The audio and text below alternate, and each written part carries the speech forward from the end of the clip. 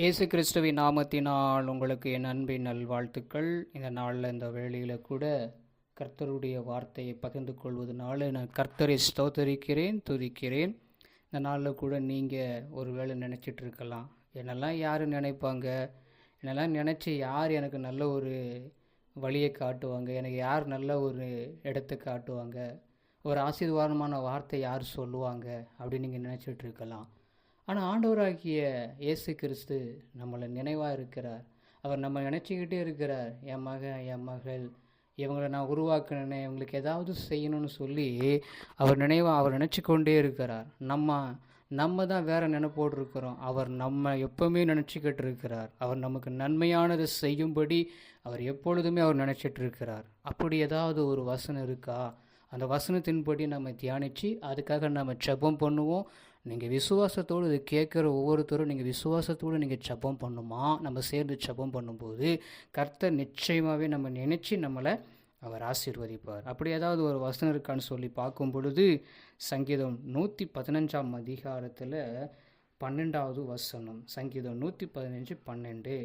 கர்த்தர் நம்மை நினைத்திருக்கிறார், அவர் ஆசீர்வதிப்பார். அல்லேலூயா, அல்லேலூயா. கர்த்தர் நம்மை நினைத்திருக்கிறார். அவர் தான் நம்மளை ஆசீர்வதிக்கிற தேவன். அவர் தான் நமக்கு நன்மை செய்கிற தேவன். இன்றைக்கி மனுஷன் ஆசீர்வதிக்கிற ஆசீர்வாதம் எப்படி இருக்குன்னு தெரியுமா?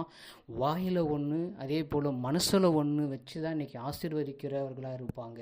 ஆனால் கர்த்தராகி ஆண்டவராகி இயேசு கிறிஸ்து நம்மளை எப்படி அவர் ஆசீர்வதிக்கிறார்னாக்கா, நம்மளை நினைக்கிறவராக இருக்கிறார். என் மகன் இல்லை, என் மகள் இல்லை, நான் அவங்கள உருவாக்கணும் இல்லை, அவங்க நிலைமை எப்படி என்பது முதல்ல அவர் நினைத்திருக்கிறார். அவர் அறிந்திருக்கிறார். அவர் சிறியவனை பொழுதிலிருந்து தூக்கி விடுகிற தேவனாக இருக்கிறபடினால், நம்மளை நினைத்தபடினால் நம்மை அவர் ஆசீர்வதிக்கிறார். அதனால தான் இந்த வார்த்தை அழகாக சொல்கிறது, கர்த்தர் நம்மை நினைத்திருக்கிறார், அவர் தான் ஆசீர்வதிப்பார்.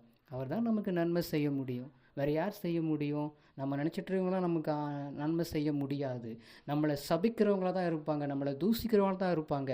ஆனால் ஆண்டவராகி இயேசு கிறிஸ்து நம்மளை நினச்சிக்கிட்டே இருக்கிறாரு. இவனுக்கு எப்படியாவது ஏதாவது செஞ்சிடணும், அவனை உயர்த்தணும், அவனை மேன்மையாக வைக்கணும்னு சொல்லி கர்த்தர் நம்மளை நினச்சிக்கிட்டே இருக்கிறார். இந்த வார்த்தை வசனத்தின்படியாய் கர்த்தர் நம்மளை ஆசீர்வதிப்பார். நம்ம ஜெபம் பண்ணுவோமா? எங்களை கிருபையாக நேசிக்கிற எங்கள் அன்பின் நல்ல தகப்பனே, எங்கள் நினைவாக இருக்கிறவரே, எங்களை ஆசீர்வதிக்கிறீங்களே, எங்களுக்கு நன்மையான காரியங்களை செய்கிறீங்களே, அதனால் உமக்கு நன்றியோடு உமக்கு ஸ்தோத்திரம்ப்பா. என்னை நினைக்கிறதுக்காக நன்றி, எங்களை ஆசீர்வதிக்கிறதுக்காக நன்றி, எங்களை நன்மையாக வைக்கிறதுக்காக நன்றி ஐயா. இந்த வார்த்தை வசனம் ஆண்டவரே எங்கள் வாழ்க்கையில் அப்படியே நிறைவேறட்டும் ஆண்டவரே.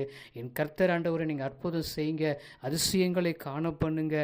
நாங்கள் நினைக்கிற நினைவு வேறு, ஆனால் நீங்கள் நினைக்கிற நினைவே வேறு ஆண்டவரே. எங்களை நல்ல நிலைமையில் நீங்கள் நினைக்கிற தேவனாக இருக்கிறீங்க. நாங்கள் அதை செஞ்சிடலாம், இதை பண்ணிடலாம், அதை பெற்றுக்கொள்ள நாங்கள் நினைக்கிறோம். ஆனால் என் கர்த்தர் ஆண்டவரை நீங்கள் நன்மையானதை நினச்சி எங்களை ஆசீர்வதிப்பதற்காக நன்றி.